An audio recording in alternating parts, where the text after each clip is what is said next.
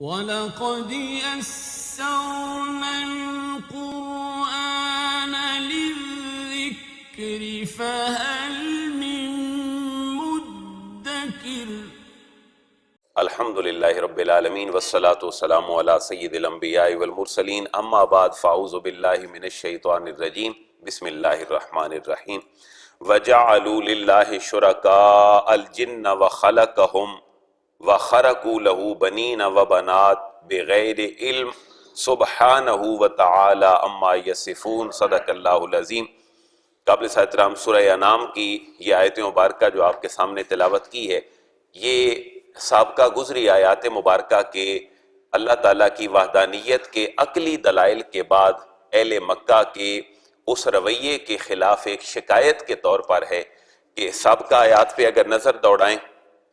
اللہ تبارک و تعالیٰ دانے کو گٹھلی کو پھاڑنے والا ہے، زندہ کو مردہ سے، مردہ کو زندہ سے نکالنے والا ہے، وہ صبح کو پیدا کرنے والا ہے، رات اس نے آرام کے لیے بنائی، سورج اور چاند حساب کتاب کے لیے بنائے، ستارے راہ ہدایت تمہیں دکھائیں، تم اپنی منزل مقصود تک پہنچ جاؤ، پھر تمہیں ایک ہی ذات سے پیدا کیا، باپوں کی پشتوں سے ماؤں کے رحموں تک آئے،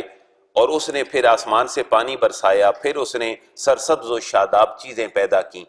کھجور پیدا کی، اور اس کے علاوہ انگوروں کے باغات پیدا کیے، زیتون، انار، یہ سب چیزوں کے دلائل کے بعد کہ یہ سب جس نے پیدا کیے ہیں وہ تمہارا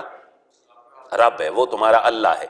اب ایک شکایت ہے، حرف شکایت ہے اہل مکہ اور ان کے رویے کے خلاف کہ میں نے تو تمہیں اتنی نعمتیں دی ہیں، لیکن اس کے بدلے تم نے کیا کیا ہے؟ تم نے پیغام حق کو قبول نہیں کیا۔ یہ اب ایک بیانیہ انداز ہے۔ وَجَعَلُوا لِلَّهِ شُرَكَاءَ الْجِنَّ وَخَلَقَهُمْ وَخَرَقُوا لَهُ بَنِينَ وَبَنَاتٍ۔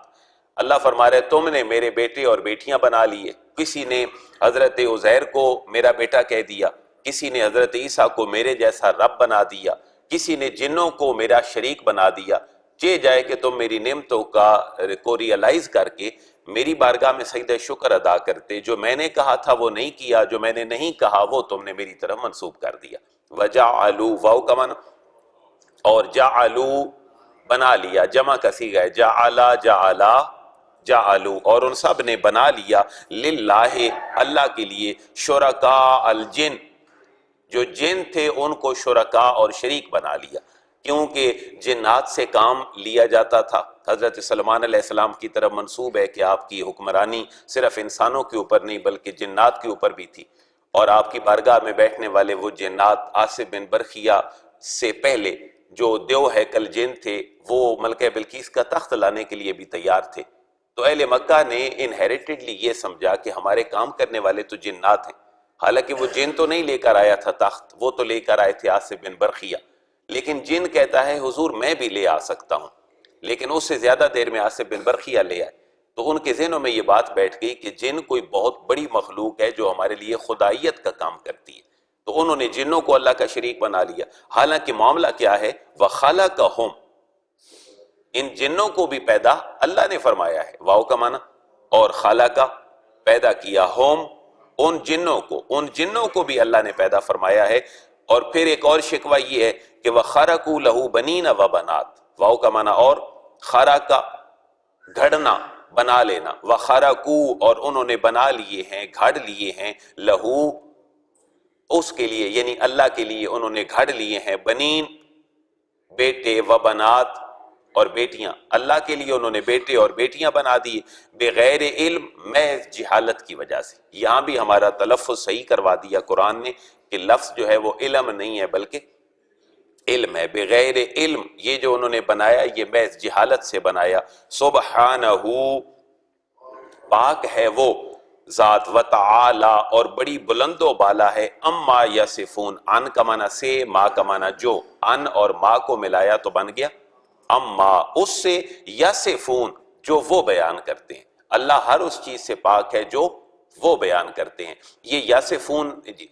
اس کی روٹ ملتی ہے وصف یصف،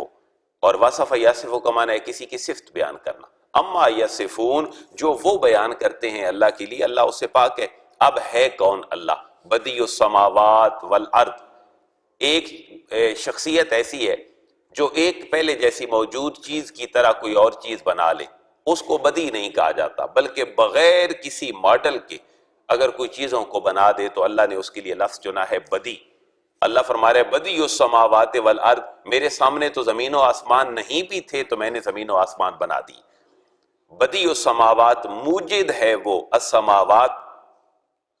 آسمانوں کا، والارض اور زمین کا، زمینوں اور آسمانوں کا وہ موجد ہے۔ تو انا یکون لہ ولد، انا کہاں سے آئے گا، انا کہاں سے، یکون ہوگا، لہو اس کے لیے، ولد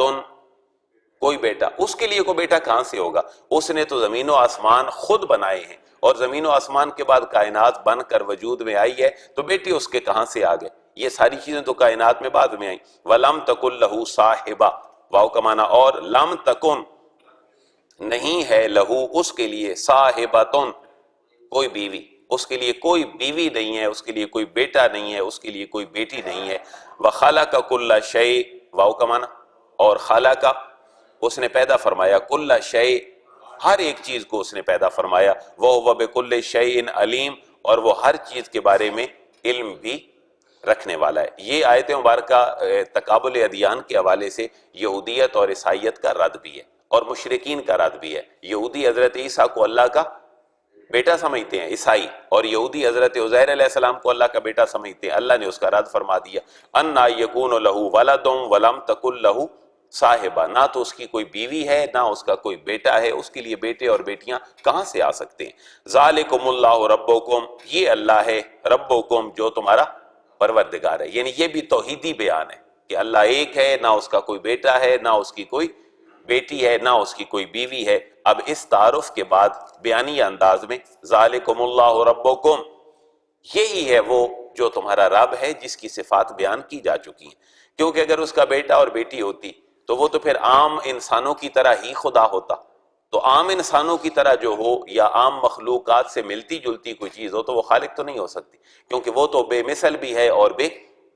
بے مثال بھی ہے، لہذا بیٹے اور بیٹیاں اس کے لیے اس کا تصور نہیں ہے۔ لا الہ الا ہو خالق کل شیء فاعبدوہ، لا الہ نہیں ہے کوئی معبود الا ہو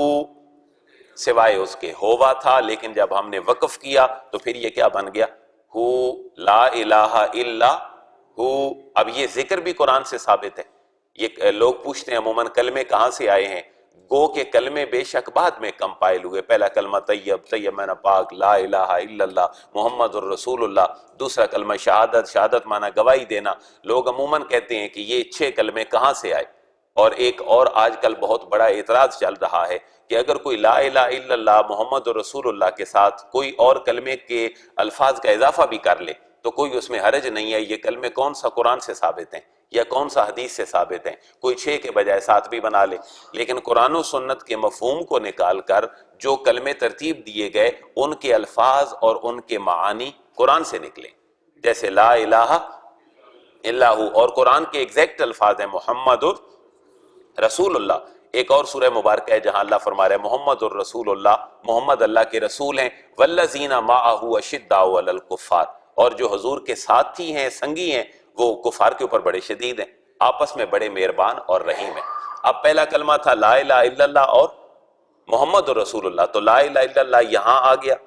اور اس کے بعد محمد رسول اللہ ایک اور صورت میں آ گیا، تو کمپائل کر کے لفظاً اور مانن یہ 6 کلمے علماء نے، محدثین نے، مفسرین نے، بے شک یہ 6 کلمے قرآن میں ایگزیکٹ نہیں لکھے ہوئے کہ پہلا کلمہ طیب، طیب معنی پاک، دوسرا کلمہ شہادت، تیسرا کلمہ تمجید، چوتھا کلمہ، 5واں کلمہ استغفار، 6واں کلمہ رد کفر، لیکن یہ قرآن کا سارے کا سارا لفظاً اور مانن ایک ایبسٹریکٹ ہے جو ہمارے سامنے رکھ دیا گیا۔ جیسے قرآن کے اوپر اعراب نہیں تھے، حجاج بن یوسف کے دور میں قرآن پہ اعراب لگے، باقاعدہ اس کی آیات مینشن ہوئی، تو اہل عرب کی تو یہ اپنی زبان تھی، ان کو تو یہ کوئی مشکل نہیں تھی کہ کیسا ہمارے لیے پرابلم ہوگی۔ جب عجموں تک اسلام پہنچا تو پھر یہ چیلنجز ہمارے سامنے آئے۔ خالق کل شے، وہ خدا ہے، خالق کل شے، خالق کو پیدا کرنے والا ہے، کل شے ہر شے کا، تو کیا کرو، فعبدو اسی کی عبادت کرو، فا کا معنی پس، او بدو تم سارے عبادت کرو، ہو اسی کی، اسی اللہ کی تم عبادت کرو، وَهُوَ عَلَىٰ كُلِّ شَيْءٍ وَكِيلٌ، واو کا معنی اور، ہوا کا معنی وہ، علی کل شیء، ہر چیز کے اوپر وکیل نگہبان ہے، وہ ہر چیز کے اوپر نگہبان ہے۔ اب دیکھیں نا، نگاہ اور بان یہ دو الفاظ کا مجموعہ ہمارے سامنے بھی استعمال ہوتا ہے، جیسے غلہ بانی، اسی طرہ نگاہ بانی، نگاہ رکھنا، تو یہ قرآن سے نکلا ہوا لفظ ہے جس کو ہم ہماری زبان میں آج بھی یوز کیا جاتا ہے۔ وکیل نگہبان ہے، یعنی ہر چیز کے اوپر وہ اپنی قدرت کی نگاہ رکھنے والا ہے، ایسی نگاہ نہیں جیسے میری اور آپ کی ہے، لیکن اپنی قدرت کے ساتھ وہ نگاہ رکھنے والا ہے۔ وہ کیسی نگاہ رکھتا ہے؟ کیا وہ ہماری نگاہ میں بھی پھر آ سکتا ہے؟ تو اللہ اس کا رد فرما رہا ہے کہ ہماری نگاہ میں وہ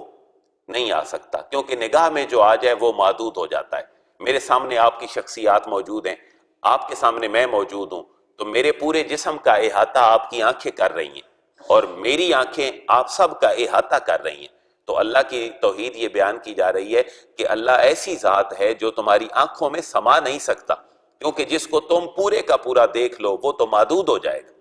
اور جو محدود ہو وہ خالق نہیں ہوتا، لہذا یہ اللہ کی صفت بیان کی جا رہی ہے۔ اور اس دنیا میں وہ نگاہوں میں سما نہیں سکتا، لیکن قیامت والے دن ذات باری کا دیدار اللہ اپنے ماننے والوں کو عطا فرمائے گا۔ اس کے اوپر حدیث مبارکہ موجود ہیں، لا تدرکہ، لا نہیں، تدرکہ، ادرک یدرک کا معنی ہے ادراک، کوئی لا تدرکہ الابصار، آنکھیں اس کا ادراک نہیں کر سکتی، لا کا معنی نہیں، تدرکہ ادراک کر سکتی، اس کا، یعنی گھیر نہیں سکتی آنکھیں اس کو، الابصار بصر کی جمع ہے، الابصار فائل بن رہا ہے تدرکو کا، مونس کا صیغہ ہے، جیسے یدرکو اور دو کے لیے، یدرکان سب کے لیے، یدرکون مونس، تدرکو یہ مونس کا صیغہ ہے، لا تدرکو، گھیر نہیں سکتی اسے، الابصار آنکھیں، وہو یدرک الابصار، لیکن وہ اتنی بڑی ذات ہے کہ وہ ہر آنکھ کا احاطہ کیے ہوئے، واو کا معنی، اور ہوا وہ یدرکو گھیرے ہوئے ہے، الابصارا آنکھوں کو۔ دیکھیں نا، آپ کی پہلی جو ابصار ہے اس کے آخر میں کیا ہے؟ پیش ہے، اور دوسرا جو ابصار ہے اس کے آخر میں کیا ہے؟ زبر ہے۔ تو یہ جو پیش بن رہا ہے یہ سبجیکٹ بن رہا ہے اور فائل بن رہا ہے، اور جو ابصار ہے دوسرا یہ مفعول بن رہا ہے، آبجیکٹ بن رہا ہے۔ فائل کے آخر میں ہمیشہ پیش ہوتی ہے عربی میں، اور مفعول کے آخر میں ہمیشہ زبر ہوتی ہے، لہذا پہلی پیش ہے اور دوسری زبر ہے۔ وہ نہیں گھیر سکتی اسے نظریں، اور وہ گھیرے ہوئے ہے سب نظروں کو، وہ اللطیف الخبیر، واو کا معنی اور، ہوا کا معنی وہ، اللطیف بڑا باریک بین ہے، اللطیف بڑا باریک بین ہے، الخبیر اور پوری طرح باخبر ہے۔ قد جاءکم بصائر من ربکم فمن ابصر فلنفسہ ومن عمی فعلیہا وما انا علیکم بحفیظ۔ قد جاءکم بصائر من ربکم، قد کا معنی بے شک، تحقیق، جاءکم آئیں تمہارے پاس، بصائر آنکھیں، من ربکم تمہارے رب کی طرف سے، اللہ فرما رہا ہے تمہارے رب کی طرف سے تمہارے پاس آنکھیں آئیں، فمن ابصر فلنفسہ، فا کا معنی پس، من کا معنی جس نے، ابصر دیکھا، تو فلنفسہ اس نے اپنے لیے ہی دیکھا، یعنی اپنا ہی اس نے فائدہ کیا، کہ غور و فکر کر لیا، اللہ اور اس کے رسول کی توحید و رسالت کو پہچان لیا، تو فائدہ بھی کس کو ہوگا؟ اسی کو فائدہ ہوگا قیامت والے دن۔ ومن عمی فعلیہا، واو کا معنی اور، من کا معنی جو، عمی اندھا بنا رہا، جو اندھا بنا رہا، فعلیہا تو اس کا نقصان بھی اسی کے نفس کے اوپر ہے۔ لہٰذا اللہ نے جو ہمیں نعمتیں دی ہیں، اللہ چاہتا ہے کہ ان کو یوٹیلائز کرو، ان کو استعمال کرو۔ وما انا علیکم بحفیظ، واو کا معنی اور، ما نہیں ہوں، آنا میں، علیکم تمہارے اوپر، بحفیظ نگہبان، میں تمہارے اوپر نگہبان نہیں ہوں۔ وَكَذَلِكَ نُصَرِّفُ الْآيَاتِ وَلِيَقُولُوا دَرَسْتَ وَلِنُبَيِّنَهُ لِقَوْمٍ يَعْلَمُونَ، واو کا معنی اور، کذالک اسی طرح، نصرف ہم بیان کرتے ہیں، الآیات اپنی نشانیاں، توحید کی دلیلیں بیان کرتے ہیں، وَلِيَقُولُوا تاکہ وہ بول اٹھیں، درستہ کہ آپ نے ہمیں خوب پڑھ کر سنایا ہے، وَلِنُبَيِّنَهُ اور تاکہ ہم واضح کر دیں اس کو، لِقَوْمٍ اس قوم کے لیے، یعلمون جو علم رکھتی ہے، جو تھوڑی بہت سمجھ بوجھ رکھتی ہے۔ اللہ فرما رہے محبوب آپ کا سٹیٹس یہ ہے کہ درستہ آپ انہیں خوب پڑھ کر سنا لے، اسی سے نکلا ہے درس، اسی سے نکلا ہے مدرسہ، لیقولوا درستہ تاکہ وہ بول اٹھیں یہ لوگ کہ آپ نے خوب پڑھ کر سنایا ہے، وَلِنُبَيِّنَهُ، اور تاکہ ہم واضح کر دیں اس کو، لِقَوْمٍ، اس قوم کے لیے، یعلمون، جو علم رکھتی ہے۔ تو انشاءاللہ کل اس سے آگے مزید ہم شروع کریں گے۔ اللہ تبارک و تعالی قرآن کو پڑھنے کی، سمجھنے کی ہمیں توفیق عطا فرمائے، اور ہم دعا کرتے ہیں جتنے لوگ دوست پھنسے ہوئے ہیں راستوں میں، اللہ ان کے لیے آسانیاں پیدا فرمائے، اللہ اس تحریک کو کامیابی سے ہمکنار کرے۔ کہیں کوئی اگر ہمارا اجتماعی قصور ہے تو اللہ ہمارے اجتماعی گناہ کو معاف فرمائے۔